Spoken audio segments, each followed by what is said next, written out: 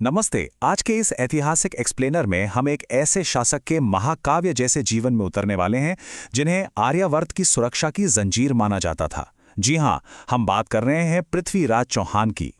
1177 से 1192 ईस्वी तक का उनका सफर न केवल शौर्य और कूटनीति से भरा है, बल्कि इसने भारतीय उपमहाद्वीप के भूगोल को हमेशा के लिए बदल कर रख दिया। और हाँ, इस एक्सप्लेनर में हमारा पूरा फोकस है कि हम आपको एकदम सटीक जानकारी दें। इसीलिए हम इतिहास के महत्वपूर्ण कैरेक्टर्स, जगहों और वास्तविक ऐतिहासिक चित्रों का रेफरेंस भी ले रहे हैं, ताकि जो आवाज आप सुन रहे हैं वो सामने दिख रही विजुअल जानकारी के साथ बिल्कुल सिंक में रहे। तो चलिए इस रोमांचक सफर की शुरुआत करते हैं। हम इस कहानी को बिल्कुल शुरुआत से समझेंगे।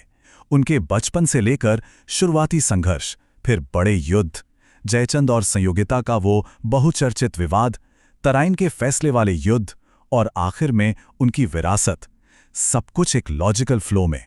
तो आइए सबसे पहले बात करते हैं उनके शुरुआती जीवन की कि कैसे अचानक से उनके हाथों में सत्ता आ गए। 1166 ईस्वी में गुजरात के ऐतिहासिक शहर अनहिलवाड़ा में पृथ्वीराज का जन्म हुआ। उनके पिता सोमेश्वर और माता कर्पूरी देवी थीं। लेकिन कहानी में सबसे बड़ा ट्विस्ट आता है 1177 ईस्वी में। जरा सोचिए, एक विशाल साम्राज्य और उसे संभालने वाले राजा की उम्र मात्र 11 वर्ष। जी हां, इसी कम उम्र में उनका राज्याभिषेक हुआ था और पूरे साम्राज्य का भार उनके छोटे से कंधों पर आ गया था। अब जाहिर सी बात है, जब राजा सिर्फ 11 साल का हो तो उसके आसपास के सहयोगियों की भूमिका बहुत अहम हो जाती है।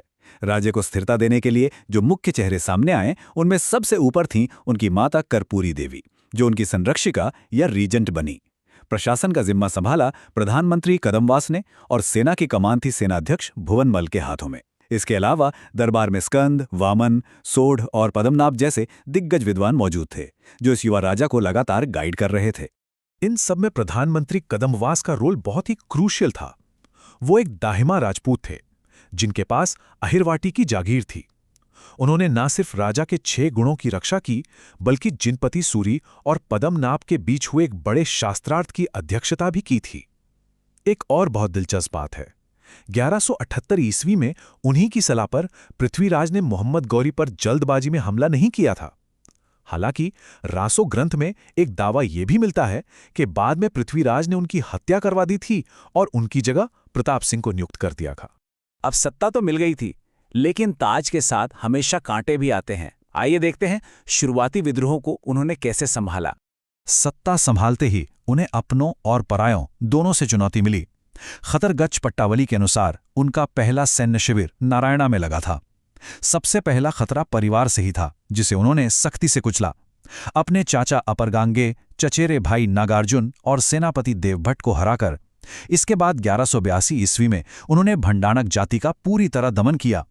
ये सतलज नदी के पास से आए लोग थे जो भरतपुर, अलवर और मथुरा तक फैल चुके थे। मजेदार बात यह है कि जिसे विग्रहराज चतुर्थ भी पूरी तरह नहीं दबा पाए थे, उसे पृथ्वीराज ने शांत कर दिया। इस बात का जिक्र जिनपति सूरी की कविताओं में साफ देखने को मिलता है। अंदरूने विद्रोह शांत करने के बाद बारी थी अपनी ताकत दिखाने की, यानी प्रमुख युद्ध और संघर्ष। 1182 ईस्वी में महोबा, जिसे तुमुल भी कहते हैं, का भीषण युद्ध हुआ। इसकी वजह बहुत दर्दनाक थी। महोबा के चंदेल शासक परमादिदेव ने पृथ्वीराज के उन घायल सैनिकों की हत्या करवा दी थी जो युद्ध से लौट रहे थे। इसके जवाब में सिरसा के पास एक भयंकर टकराव हुआ।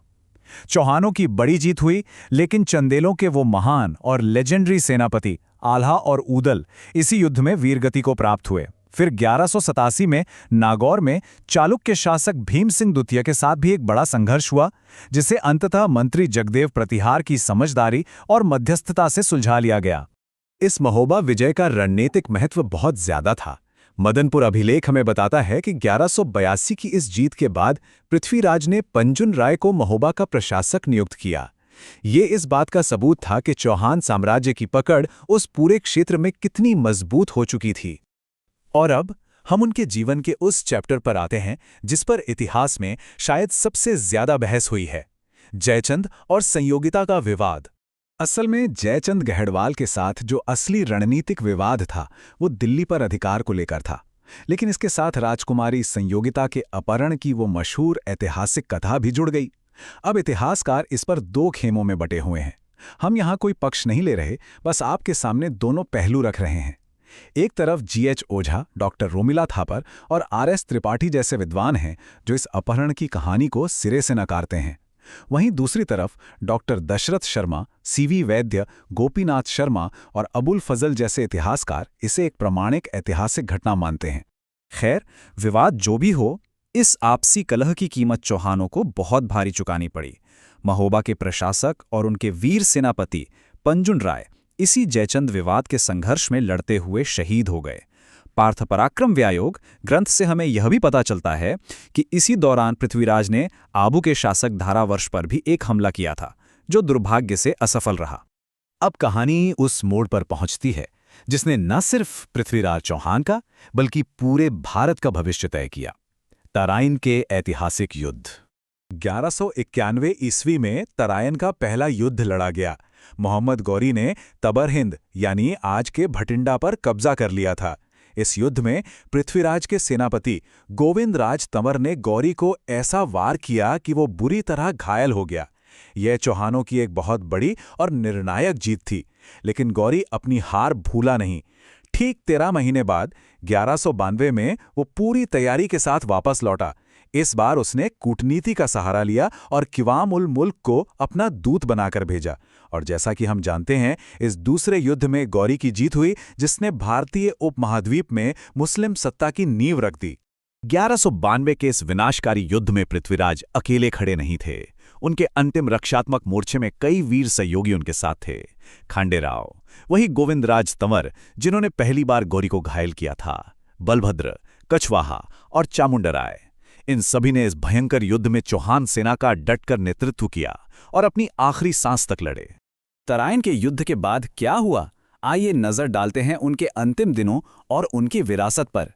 उनकी मृत्यु कैसे हुई, ये आज भी इतिहास का एक बड़ा रहस्य है और रिकॉर्ड्स अलग अलग बात कहते हैं। मिन्हाज-ए-सिराज का विवरण कहता है कि पृथ्वीराज को सिरसा में पकड़ लिया गया और वहीं उनकी हत्या कर दी गई। वहीं दूसरी ओर विरुद्ध विधि विध्वंस ग्रंथ के अनुसार उनकी मृत्यु सीधे युद्ध के मैदान में लड़ते हुए ही हो गई थी। इतिहास के ये दोनों ही पक्ष विचारणीय हैं। अब जरा स्क्रीन पर इस नंबर 85 को देखिए। ये क्या है? दरअसल ये नंबर उनकी सांस्कृतिक विरासत का प्रतीक है। उनके द्वारा प्रबंधित सरस्वती कंठाभरण संस्कृत विद्यालय में एक साथ 85 विषयों की शिक्षा दी जाती थी। सोचिए, ये साबित करता है कि वो केवल तलवार चलाने वाले योद्धा नहीं थे, बल्कि शिक्षा, कला और संस्कृति के महान संरक्षक भी थे। उन्हें सिर्फ पृथ्वीराज नहीं कहा जाता था, उनकी महान उपाधियां थीं, राय पिथौरा और दल पुंगुल, जिसका अर्थ होता है विश्व विजेता। जब भी आप तत्कालीन चित्रों या कथाओं को देखेंगे तो उनके उस प्रसिद्ध घोड़े का जिक्र हमेशा मिलेगा, नाट्यरंभा। ये सब मिलकर एक ऐसे परम योद्धा राजा की भव्य छवि का निर्माण करते हैं जो आज भी लोक कथाओं में जिंदा है। उनका पूरा जीवन और उनका प्रभाव प्रबंध चिंतामणि ग्रंथ के इस एक कोट में सिमट जाता है। इसमें कहा गया है कि पृथ्वीराज चौहान आर्यावर्त की अर्गला यानी सुरक्षा की जंजीर थे।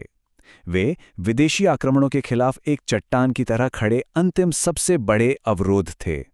और इस एक्सप्लेनर के अंत में एक बहुत ही गहरा सवाल इतिहास के पन्नों से निकलकर हमारे सामने आता है।